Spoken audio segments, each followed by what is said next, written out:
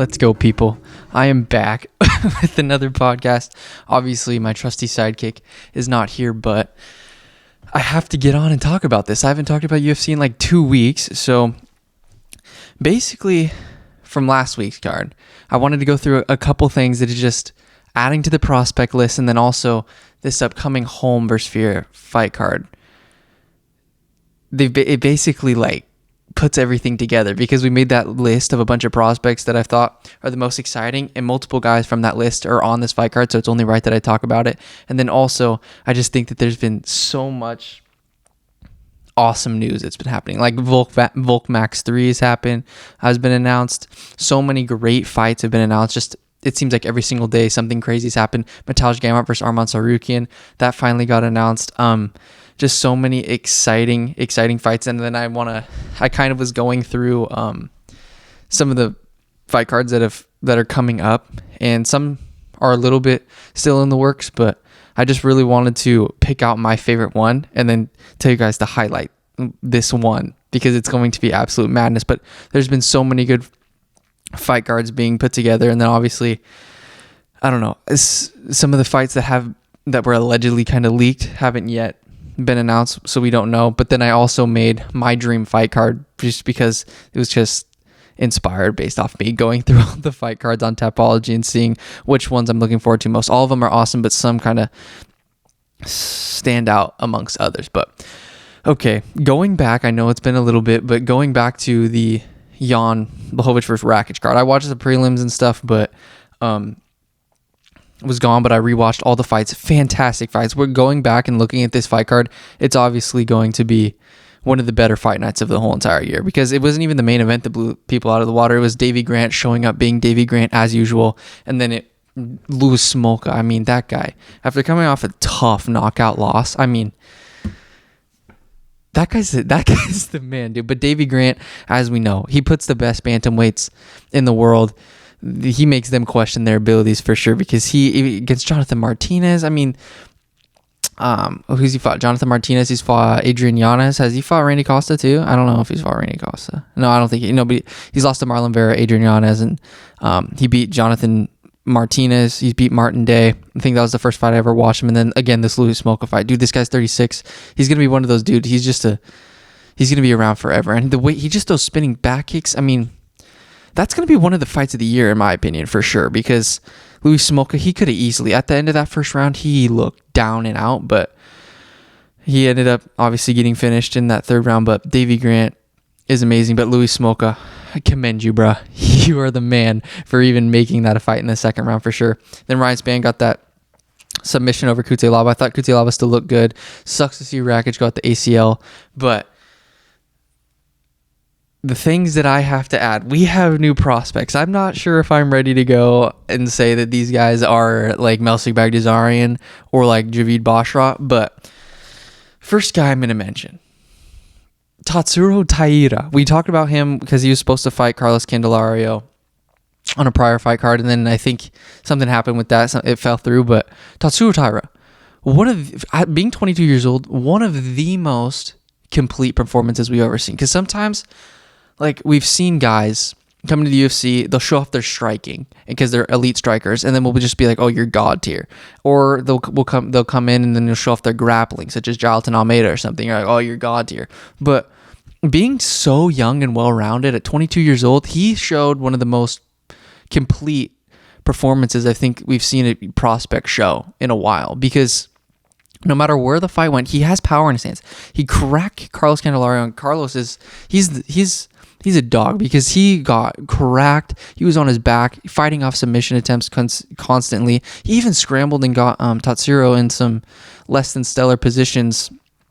But yeah, Carlos, he weathered the storm on multiple occasions, but it just wasn't enough. But yeah, Carlos is so tough, as the commentary booth was saying. But Tatsuro Taira, I mean, the way that he stays on your back and flows with you is phenomenal. And his submission attempts, so slick. I mean, and one thing that stands out, when he hurt Carlos Candelario, he was really calculated and patient with his shots. And he was, I just saw a lot of guys, they like to just bum rush in there, especially when they're young. They try to just make a name for themselves. But he was so patient, calculated elbows, calculated shots, and was looking for a submission attempt. And when it wasn't there, it wasn't there. But when Carlos was scrambling, he was just following right with him, flowing with him.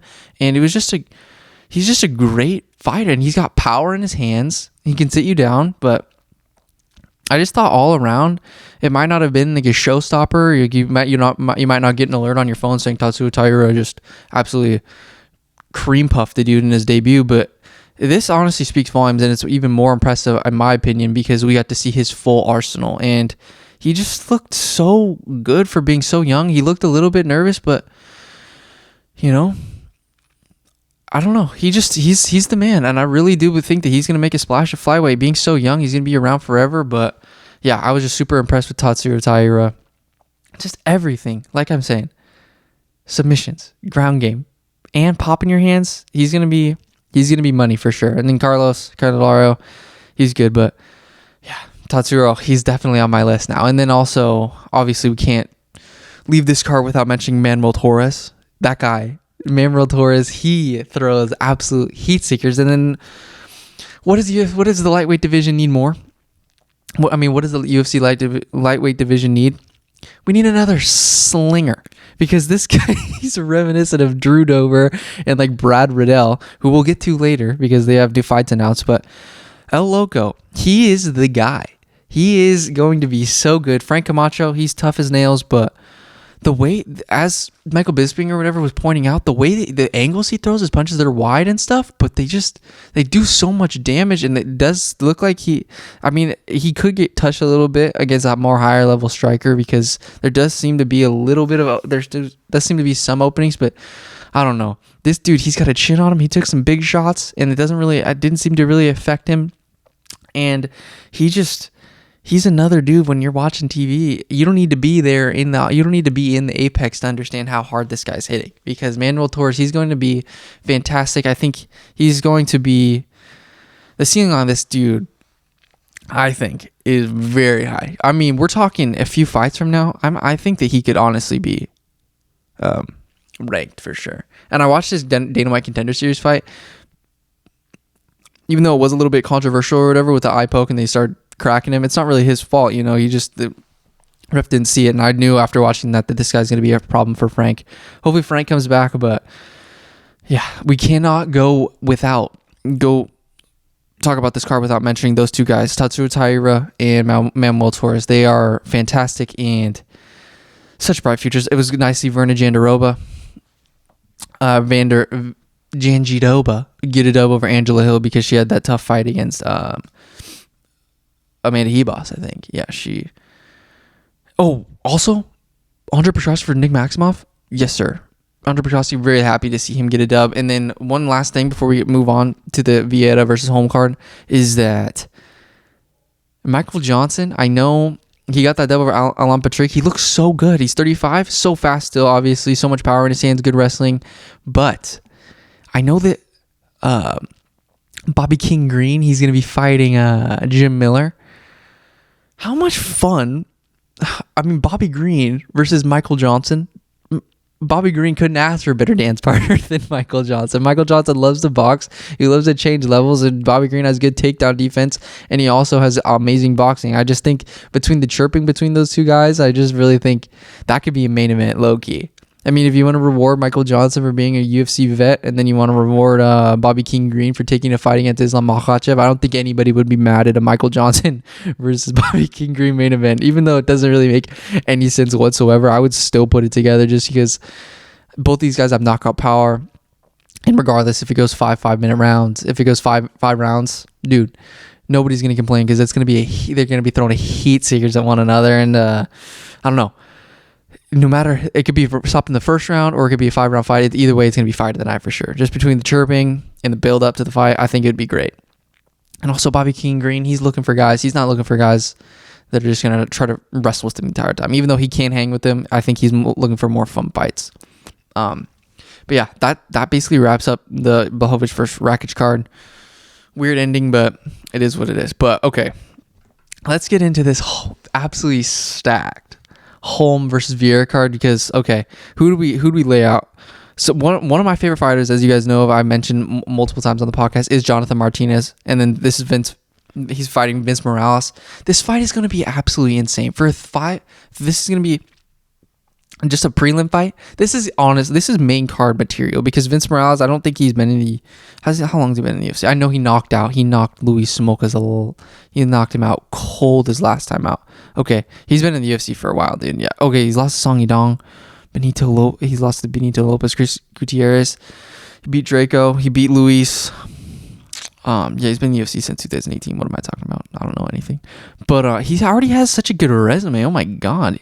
He's beat Domingo Pilarte, lost a Song, but he's on a 2-fight little winning streak right now. Going against Jonathan Martinez. Jonathan Martinez obviously has the cleanest, some of the cleanest striking in the UFC bantamweight division. So this fight's gonna be insane because we know Vince has that knockout power. We know Jonathan Martinez. He just loves to stay long, keep people on the outside. He beat Zviad and Alejandro Perez in his last time out. He obviously fought Davey Grant. That was a tough fight. He almost had Davey Grant out of there at the end of the round for sure.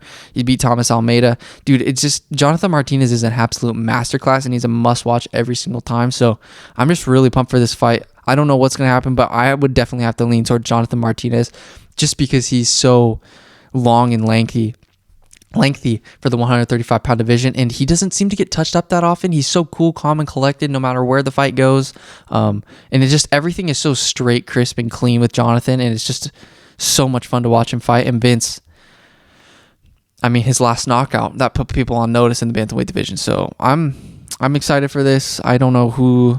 I'm gonna have to lean toward Jonathan just because, but that's a great fight. This is the third fight on the card, and I refreshed the page. I had this page up yesterday because I was gonna do a podcast yesterday, so I was making sure none of these fights got canceled. I really hope none of them get canceled. We got Omar Morales versus Uros Medic. I'm probably going to go Omar on here, but Uros Medic, he's obviously so good. He lost to Jalen Turner. Okay, now this is the next one. At 265 pounds, me and Bianca have already previewed this a little bit. Parker Porter versus Gelatin Almeida. Gelatin Almeida, he's the man. He's at 205. He came in his UFC debut against Danilo Marquez. Basically just took him down, ground and pounded him.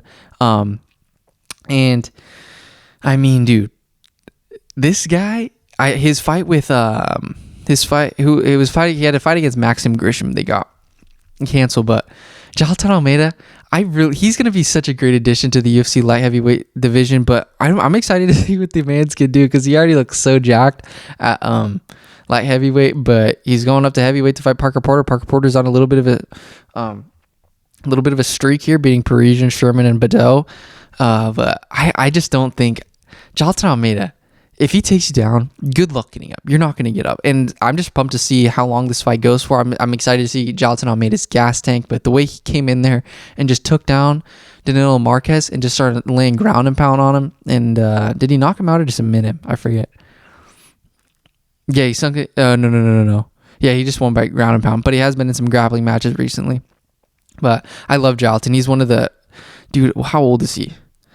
He's 6'3", 203. His last weight was 203. Now he's going to be fighting. I don't know what he's going to be weighing in at. But yeah, obviously he's going to be fighting at heavyweight. But, dude, he's the guy. I love him. I'm going to go with, obviously, Gelatin Almeida for sure. And then the other fight that I was looking for, because they've got Joseph Holmes. I'm excited to watch Amadovsky, Eric Andrews for Jung Young Park. I want Eric Andrews to bounce back after losing to Andre Muniz. Andre Muniz, as we know, he's going to be an absolute problem at middleweight. He's fighting Jung Young Park. I don't know who's gonna win that. Polyana Viana versus Tabitha Ricci. Tabitha Ricci, she's so good. Polyana's good. I don't know. But next one, Chidi and Jukwani versus Dushko Todorovic. Chidi Bang Bang. He's so good. His fight against I felt so bad because Marc-Andre Barrio, he's been training forever, and then he just comes in and gets cracked right away in the first round. But yeah, dude. So I think Chidi's on a 3-fight win streak. He's gonna be fighting Dushko. Dushko's coming off that dub over Maki Pitolo, which I didn't expect that because I thought Dushko was a little bit chinny, but Dushko, he is so good still. He was fighting tough guys, obviously. He lost to Punahele and he lost to Gregory Rodriguez. So he got a little bit of revenge on a Hawaiian there, but I really believe that Chidi Bang Bang, he's got the one-punch KO power, and I don't know if Dushko is going to be able to counter that, but Dushko is a really skilled striker. But I'm going to have to go Chidi Bang Bang because, I mean, when you just hop into the UFC like that, and you take out somebody like Marc-Andre Barrio, who I believe was on a win streak before, or he beat he beat Abu Azatar and Doc Illusion Bula, which is really impressive. And he's come back and beat Jordan Wright since then. He landed that guillotine on him recently. So Marc-Andre's a man, and if Chitty Bang Bang can put Mark lights out like that, I don't know. It's gonna be a fun fight, but it's so many good prospects on this fight card, and it's gonna be super fun. A lot of guys that haven't fought in the UFC a ton, but I'm even gonna find out more about a bit of the fighters on here, so I'm pretty pumped. But and then Chase Hooper versus Felipe Colares is gonna be good. Elise Reed, Sam Hughes, so many good fights, but we'll see. And then finally the co-main, Santiago Ponzinibbio versus Michel Pereira. That's going to be craziness. Obviously, if Michel Pereira gets a dub here, there's no reason in hell why he shouldn't be ranked, because that's going to be, his 5th win in a row, dude? Yeah, he's beat Islima Madaev, crazy fight. Chaos Williams, good fight. Nico Price, crazy fight. Andre Fialho, who's one of my favorite fighters of all time now, because he just keeps fighting. I think he got a fight against Jake Matthews, but Ponzinibbio versus Michel Pereira, I'm going to have to go Michel Pereira just because how dynamic he is. But I love Santiago Ponzinibbio, don't get me wrong, dude. He's the man. But I really believe that Michel Pereira, a title shot is in his future. As long as he just keeps his head down and keeps grinding through the division. The sky's the limit for that guy. I mean, he's so big for the division. Great takedown defense. Like, good, underrated takedown defense. And obviously, you don't need me to go in on the fact that he's one of the most exciting strikers in the whole entire UFC. So, capoeira, acrobat, everything, dude. He's the freaking man. I love Santiago, but this is a tough matchup for him. I'm gonna go Michel all day. And that I'm gonna say this right now, dude. Santiago got screwed against Jeff Neal.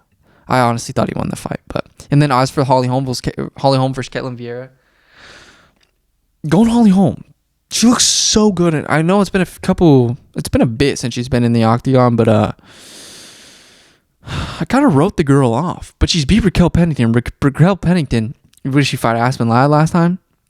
Yeah, and Raquel Pennington looked phenomenal. So Holly Holm's got a dub over her, and then she beat Irene Aldana, who I didn't think that was possible. Irene Aldana's boxing is fantastic, and Holly Holm just went ham on her. So I think I'm gonna go Holly Holm. I think she's still got juice in the tank. I think she's still got a title running her future. I don't know if she'll win the title, but I still think she's got juice in the tank. So I'm gonna go Holly Holm. She's obviously been a staple in the UFC bantamweight division for a while now. So yeah, that's that. This UFC fight card, it's crazy. So Gelatin, Almeida, Chidi and Jugawani, and then obviously Jonathan Martinez, Chase Hooper, Gelatin. Yeah, so many good fights, dude. Okay, let's move on to this sucker. What do I have next in store? Okay, now let's get into a couple of fights that have just got recently announced that I'm most pumped for. I'll rank them from 3, 2 to 1, okay? It's like a little birthday present every single freaking time I wake up in the morning, because thank God for some of these UFC accounts. Shout out to, UFC Fight. There's one, Big Marcel 24, shout out to you, and then UFC News Alerts. I don't know what I would do without you guys, because there's currently like no really good app or interface that like keeps you updated all the time. But Drew Dober versus Rafael Alves. Rafael Alves, he surprised the absolute living hell out of me, because I was not expecting him to run through Mark Chikasi that easily. And then obviously Drew Dober had one of the performances of the year versus Terrence McKinney, and he's fought the best of the best in lightweight division every single time. This matchup is absolutely perfect for one another. They're both absolutely jacked, and they're both just have firecrackers in their hands, and every single fight that they're in is exciting. So I just cannot wait for this fight. I forget what fight card it's on, but this is just guaranteed to be a fight of the night. I mean, when you make this fight, I mean, the dudes are just absolute chiseled. Absolute. They're another guys that you don't even have to be there to understand how hard they're cracking. But yeah, lightweight division, I think I teeter back and forth between bantamweight and lightweight in terms of like what one I think is most exciting. But I really do think that this fight has all the makings to be one of the best fights of the year. Just, it doesn't even matter who Drew Dober is fighting. He could be fighting anybody. He just seems to just get the best. I don't know. Every single opponent he has just seems to rise to the occasion, even though he is fighting like the best guys. But he gets the best out of whoever he's fighting for sure. Because even if when he's fighting Islam Makhachev, dude, he was still stuffing takedowns and doing fine. But yeah, this fight's going to be insane. I'm leaning toward Drew Dober just because he's one of my favorite fighters to watch. But Rafael Alves, he can put your lights out for sure. Number 2, another lightweight, Jalen Turner versus Brad Riddell. I mean, it doesn't really get much better than this fight because Jalen Turner, he's becoming one of the most lightweight's best prospects. I think after moving down from 170 or whatever, he's easily becoming one of the best in the division, dude. And like, he's so long in his fight against Jamie Malarkey. Props to Jamie Malarkey for hanging in there and landing great shots. Jalen Turner, he is susceptible to getting cracked. That's why I think this fight against Brad Riddell is very advantageous for Brad Riddell, because if Brad connects with you, I mean, it could be lights out, parties over for you. And Brad Riddell's last loss against Fiziev, I mean, dude, Brad Riddell's last 2 fights against Drew Dober and Rafael Fiziev, I mean, every single time we watch this guy fight, he just has exciting fights. He trains with Alexander. I mean, dude, this guy, he's the absolute man. So I just cannot wait for this fight. And I really believe, like, even though these guys are lower down in the rankings, like Jalen Turner, I don't know if I don't know if Jalen, he's not even ranked yet, but these guys at the bottom of it just goes to show how stacked this division is. Because Brad Riddell, he is one of the most exciting fighters in all of the UFC, and to see him, I forget exactly where he's at, but he's in the lower like 14 or 15, I think. But I think so. Let me see. UFC lightweight rankings. But yeah, I'm pumped for this fight just because Jalen Turner has looked phenomenal in his last few outings, and then obviously Brad Riddell brings a fight every single time. So that's my second one that I was pumped when it got announced. And then last one. I mean, it doesn't really get much better than Tony Kelly versus Adrian Yanez, does it? Tony Kelly. I mean, I remember watching his fight. He got fight of the night against Kai Kamaka. And then who did he fight after that? It was dude, who was it? Oh, Randy Costa. I mean, I wasn't, because Randy Costa, I think he was coming off that Adrian Yanez. There's so many similarities here. Because Randy Costa, was he coming off the Adrian Yanez fight? I was like, okay, Adrian Yanez, that's fantastic. I don't know what Tony Kelly, like what is really going to happen here, but Tony Kelly, he absolutely brings it. And so this Adrian Yanez fight, I don't know how long it is, but if we're looking at fight of the year candidate, I mean, you can't really look much farther than this fight, because Adrian Yanez, he hasn't lost in, when's the last time he lost, dude? He lost in 2018, but he's beat Randy Costa, Gustavo Lopez, who's an absolute killer. And he's beat Davey Grant, who I just rave about. So this fight against Tony Kelly, I mean, I think that I was thinking about making this fight. I wanted them to do the Sean O'Malley versus Adrian Yanez fight, but obviously they're doing Pedro Munoz. But Tony Kelly, he just brings it every single time. He's got firecrackers in his hands. They're so unbelievably fast. But Adrian Yanez's boxing is just different, dude. And so I don't know what's gonna happen here, but I'm a big fan of Adrian Yanez. I'm a big fan of what Tony Kelly does in the octagon. I'm going to have to lean towards Adrian Yanez in this fight, but it's going to be fight of the year for sure. And then I think the UFC fight night that it's on, the June 18th, it's the Calvin Kattar versus Josh Emmett card. So, I mean, that's just mind-boggling in itself. But because you got Demir Magula versus Guram Kutadladze on there. Dude, it's absolute money in the bank, boy. But yeah, those are my 3 fights that I'm most looking forward to, just because they're going to be, I mean, I think they might even be some of them are preliminars, but those could be main events on their own for sure. Okay, dude. And one thing that I was thinking about, I mean, it really has nothing to do with anything, but because like, I mean, I'm not even gonna get into it. We'll get into it next time with Bianca, but because I'll wrap this up really fast. Okay. Since I was going through all these crazy cards, the one card that I think is going to stand out amongst others is, I think it's on, I have it pulled up right here. It's on June 25th. It doesn't keep, as of right now, it does not have a main event, but it has multiple fights on there that you could definitely make main events. Let me just read the sucker off to you, okay? Tim Elliott versus Amir Albazi. That's at the top of the card right now. Chris Curtis versus Adolfo Vieira. Jesus. Neil Magny versus Shavkat Rakhmonov. Thiago Moises versus Christos Yagos. Arman Sarukian versus Mateusz Gamrot. Jinyu Fry versus Vanessa Demopoulos. Josh Breeze and Alan Bedell. Tagir Ilambukov. No. Let me get this right. Tagir Ulanbekov versus Tyson Nam. Halian Paiva versus Sergey Morozov. TJ Downtown Brown versus Shailen Nerdembeka. Cody Durden versus JP Boys, Umar Nurmagomedov versus Nate Maham Manis, Tefon Chukwi versus Carlos Ulberg. Let that sink in for a second. Let that sink in for this fight, top to bottom. You got Shavkat, you got Thiago Moises, Arman Zaruki, and Mateusz Gamrot. Dude, that's literally Kellan's dreamscape right there. I don't know who the main event's going to be. You could make Arman Zaruki versus Mateusz Gamrot the main event. I mean, I don't think that people would be complaining about that, because what is Arman? Arman's top 10? What is Arman ranked right now in the UFC? Arman's 11 right now, and Mateusz is 12. But you could definitely make that. And the crazy part about this is, even though that these guys are 10, 11, and 12, how far realistically are they away from being title contenders? In my opinion, I mean, if Arman gets a dub over Mateusz, I'm putting him. I think he's 6, because I think he beats Beneil.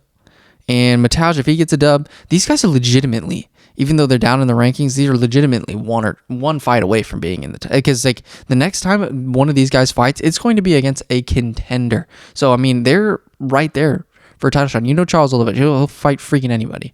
But Charles Oliveira, we'll get into a little bit him later, but he's the absolute GOAT of all time, and that's not even a fact. That's not. I mean, genuinely, even though he gets cracked, I know I'm kind of veering off away from what we're talking about, but even though he gets cracked, I'm not convinced that Khabib Nurmagomedov just runs through him, and that's saying an absolute crap ton. He's okay. What I love about Charles Oliveira, though, I'm trying to keep this podcast under 20 minutes. I mean, under 30 minutes. But what I'm saying about Charles, and I think a lot of people would agree with me, is that sometimes when I watch a guy fight and I watch him get tagged, it makes me question his. Like if I see another champion get tagged by somebody, it makes me think that they're not as much of a champion, or that it makes me think that they're not as good as people make him out to be. But when Charles Oliveira gets cracked, it's like, what are you going to do? Go on the ground with him? No, you're not going to do that, because he's going to cinch up a rear naked choke on you, and he's just going to add to his impressive list of submissions, which leads to the UFC, obviously. But he's the only guy that genuinely, when he gets stunned or wobbled or dropped, I'm not concerned at all. And it doesn't make me think any less of him, because he comes back, and the guys he's fighting, obviously, are insane. And when's the last time we really see... I mean, we saw Justin Gaethje get hurt, but hurting Justin Gaethje like that, I mean, straight up just dropping him, that is just... I think people are overlooking that. Like, that is so hard to do. Justin Gaethje is one of the best, toughest lightweights that has ever graced planet Earth. So I think Charles Oliveira is goated at this point. And yeah, he's the absolute man. But dude, going back to this fight card, you got to highlight June 25. And I don't know. It's kind of close. I mean, I think that you at some point you just have to make one of the fights that are on the card a main event, right? Because you can't really schedule somebody else. I mean, I guess you could, but what are we at? We're at May 18th. This is June 25th. That's not a ton of time. I mean, I don't know. You could get somebody, but I think you just take somebody that's currently on the card. This is going to be card of the year for sure. Looking back, this is going to be card of the year. I mean, it has to be. Okay. After that, we got 2 minutes. I think I'm just going to share with you my dream pay-per-view card, because I was going through all these and I was like, dude, what would Kellan want to see? Even though all of these are pretty dang close to a dreamscape, but I'm going to go a little hard in the paint here, because even though this obviously would never happen, but if they wanted to make Kellan UFC Ultimate Fighting Championship extravaganza, I think this is what you got to do, okay? I can't make up my mind. I'll have you guys, I mean, whoever's watching this, the two people, Conor McGregor versus Iron Mike Tyson would be my main event. I mean, Iron Mike Tyson, Iron Michael Chandler, dude. But then I have a slash next to it in it. Conor McGregor versus Mike Tyson. Wow. That would be interesting there. Conor McGregor versus Iron Michael Chandler. I think that's got to be the main event by 5-minute rounds. But I also wouldn't be mad if you made Charles versus Islam. Just have Charles Islam just jump the pack, dude. I mean, have Islam Makhachev just jump everybody, because everybody wants to see the Charles fight. Because if we see the Charles fight, it's if Charles Oliveira can get past Islam Makhachev, the narrative of Charles Oliveira beating Khabib becomes that much more realistic. But in terms of I want to see more, I would think I would want to see the Charles versus Islam more. But in terms of what would be more exciting, I think Conor versus Iron Mike would be insanity. And I think Conor honestly has a good shot. Like, I think Conor would come out on top. I don't know though. I don't know. So I'll give you the main event, but should I work from the bottom to the top or just I'm just going to keep going down. I think co-main event, you got to do 5-minute rounds of Colby versus Hamzat. Clear a lot of stuff up at the welterweight picture. See where Hamzat wrestling really is at, you know? I don't think Colby can take down Hamzat. I really don't believe so. And I don't think anybody in the welterweight division can. So I think that Hamzat gets by Colby. As crazy as it sounds, I really do think he gets by Colby. And I wouldn't have said that prior to the Gilbert Burns fight, but I don't know. I've had a lot of time to think about it, and the Gilbert Burns fight, just as much as in the moment I was like, dude, I was a little bit disappointed. I'm not disappointed at all. Hamzat did exactly what he needed to do. He made a fight out of it. But if Hamzat fights a little bit smarter, wants to be in less of a dogfight, I think that he gets by Colby. Next one, Paddy versus Ilia Topuria. I think that's the fight to make, just because I wanted to kind of base this around some of the like people. I wanted to base this card around like polarizing figures and who people would pay to want to see lose. I think people will want to see, just because of the heat that they had at the hotel, and then Paddy the Baddy versus and people tune in to see Paddy and stuff, like either win or lose, and obviously he has a big following and stuff. But I really do think Paddy versus Ilia Topuria, because I think Paddy, he is bigger than Topuria, but I mean, Ilia, he looks so good against Jai Herbert, and he just doesn't go away. And he has the ability to hang with Paddy on the ground, and he also obviously has one-punch knockout power. So does Paddy. So I just think that this fight would be guaranteed. This is honestly one of the one fights that I want the UFC to make at some point, even though both are really young. I do think this is a fight down the line that will happen, but I would want this on my extravaganza card. Okay, then the next one is Sugar versus Cheeto 2. I think this one would just be fantastic. I mean, the way that Cheeto looked against Rob Font, he looked like the current UFC bantamweight champion. So then a fight against Sugar, you could see Sugar actually tested and get a little bit of a revenge, because everybody knows that he wants that fight back big time. He doesn't even count it, obviously, but I think that Cheeto versus Sugar, both of them are so long. I think that Cheeto, he's the only guy in the division that he's not scared to engage. I mean, I don't think that the other guys are, but I think people are definitely hesitant because Sugar's striking is just on a different level than everybody else's in the division, I think, besides Petr Yan's boxing. But I do think, just because Sugar's so big, I think that Cheeto has the best attributes, besides obviously Corey Sandhagen, to kind of match that and not be scared. And then obviously Cheeto can take a shot. Like, if he gets cracked, he's going to be right back in your face, pushing the pace. And I think Sugar could get tired or something. And I don't know, Cheeto just, no matter where the fight goes, it's really hard to say that a person has an advantage anywhere the fight goes. Like, it's hard to say that Cheeto is the lesser fighter in specific situations, no matter if it's on the ground or on the feet. You know what I mean? I just think that he has all the makings to be champion, and I do think that it's really hard when I match Cheeto up with somebody. It's hard for me to pick against Cheeto, just because of his toughness and his skill level. You know what I mean? So, yeah. And then the final one to kind of kick off the card would be Yadong versus Marab. I think this would just be an absolute firecracker of a fight. But just because both of them, they just have such similar skill sets. I've already talked about this dream matchup before, but Yadong, both of them have knockout power. Both of them have great wrestling, great scrambles, great submissions. It'd be 3 rounds. It'd be 15 minutes of madness if it went that far. But then, yeah, if I was to make a like a prelim one, like a prelim, you know how they say, like, give a little taste of, like, for people that buy the pay-per-view, even though people would have no problem buying this pay-per-view, obviously. But if I had to make one, I think I would go like, I mean, it'd be hard. What if they did like a title fight for a prelim, a prelim main event? That would be absolutely crazy. I don't know. But if I was to make like a girl fight or something, even though I really do want to see Mahina Rodriguez get a title shot, I would want to put that in there somewhere, because I think she's got all the makings to do it. Also, I don't know, make a 125-pound title shot. I mean, like Valentina versus somebody. But yeah, that's kind of where I'm at here, dude. This is, what are we at, 34? All right, I'm signing off. I really do want to make a podcast after the Saturday's fights, but we'll see. But thank you so much for listening. Let's go.